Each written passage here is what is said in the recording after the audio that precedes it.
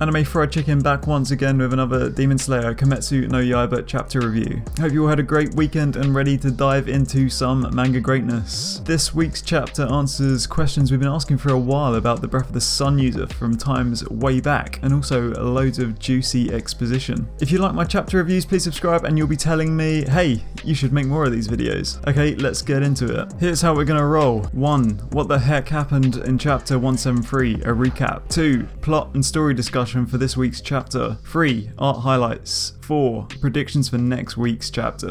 Last week's chapter was absolute carnage. It was practically all battle pages from the first panel to the last. Kokushibo was styling on these kids, showing just how proficient he is with the sword, total concentration and techniques. May I add, going up to form 16. 16! Himejima the stone pillar awakened his eyes. Yes, he's still blind, but he was able to reach the supreme territory, the see-through world, able to read his opponent's intentions and movements like a book. It's the Kimetsu no Yaiba version of the base Sharingan. Tsunemi the wind pillar presses on with attacks, and Himejima manages to land a devastating blow, taking out Kokushibo's entire shoulder. Tokuto the mist pillar is able to get in close and pin Kokushibo in place with a strike piercing Kokushibo's abdomen. He is locked in place. Genya uses his Kirby-like power to consume demon parts, attain a power boost manifested in the form of an upgraded gun. The gun having similar markings to Kokushibo's appearance, so we're sure it's going to pack a punch. He takes aim and shoots. Was it effective? Let's see how it plays out in chapter 174.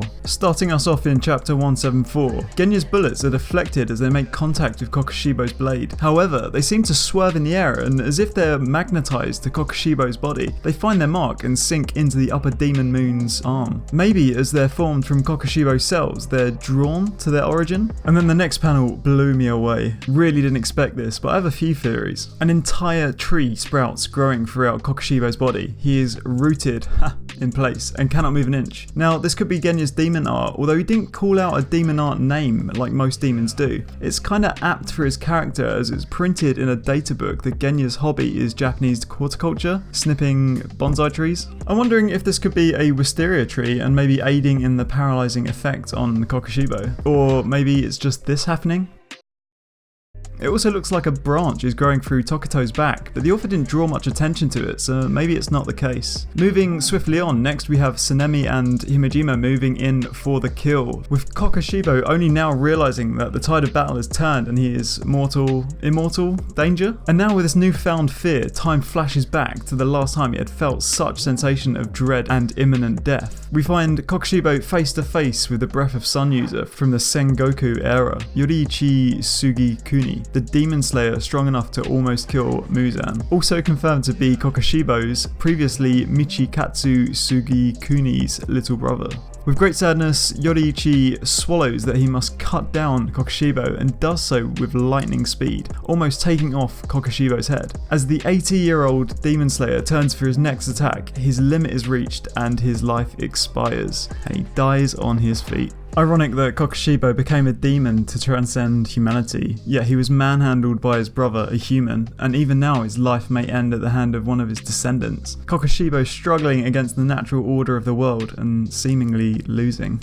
For this week's art highlights, there are 2 panels for me in particular. First up would be this tree sprouting image, loads of great detail in there. And the next would be this panel with Yoriichi being such an imposing badass and dwarfing Kokushibo's presence. There isn't anything astonishing about the drawing technique for this panel, I just really like the framing, with a swirling effect drawing all attention to the Breath of Sun user and shining a light on his stature through clever use of perspective. He looks like he's just about to dominate the fight to ensue, which is exactly what happens in the leading panels. Predictions. This is a tough one to call. A flashback chapter is usually pretty clear that someone is about to die. We know Tokuto's on death's door with the sheer amount of blood loss through the last couple of chapters. Surely there's no way he can be saved. I would like to see Himejima get taken out, as it would reinforce just how strong Kokushibo is and the necessity for casualties just to take him down. And I mean, the Pillar of Stone does have the mark and is over the age of 25, so it's inevitable, right? Another prediction I would like to see come to light would be Tanjiro ignoring the orders from the Ubuyashiki kid, and instead of going straight to Muzan, diverting and finishing off Upper Demon Moon 1 Kokushibo. Now hear me out, considering how it looks to be that Tanjiro's ancestor, Sumiyoshi, was taught or tied into Yoriichi, the Sunbro, it would be fitting for Tanjiro to close the story, as the techniques were passed down to him through time. That's it for this week's chapter review. This was Anime Fried Chicken. Thanks for joining me. Please subscribe if you like the video, and I'll know to make more videos like this. It's my #1 metric.